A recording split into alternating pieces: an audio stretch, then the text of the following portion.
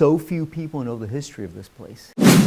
Not that we have that much compared to the big cities of the world. We're a relatively new community, but there is history here. When I first arrived at the county commission, this was 1990, you weren't allowed to speak Spanish in the county building.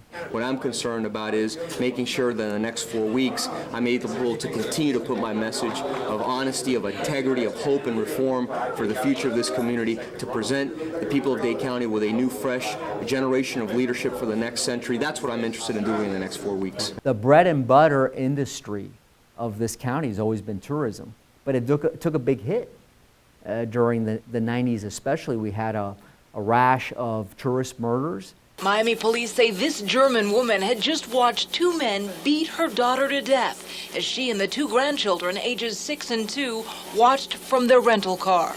And that forced the county, in conjunction with the municipalities, to address that issue aggressively.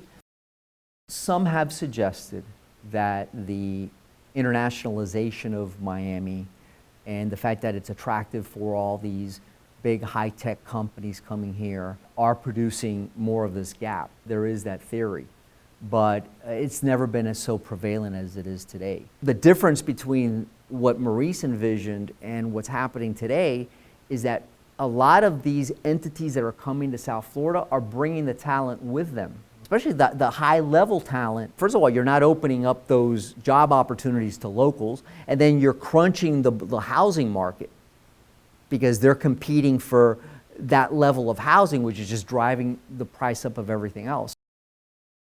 We may be blurring the line between civic leadership and political leadership, and unfortunately now, in this era, there's too much political leadership, too much people that want to be in politics, and too few of them who also want to give back to the civic well-being of the community. So I'm glad that the Ferré Institute is focusing on the civic part of it, because we do need civic leaders. We need civic leaders who are in it for the betterment of the community, not for their own political advancement.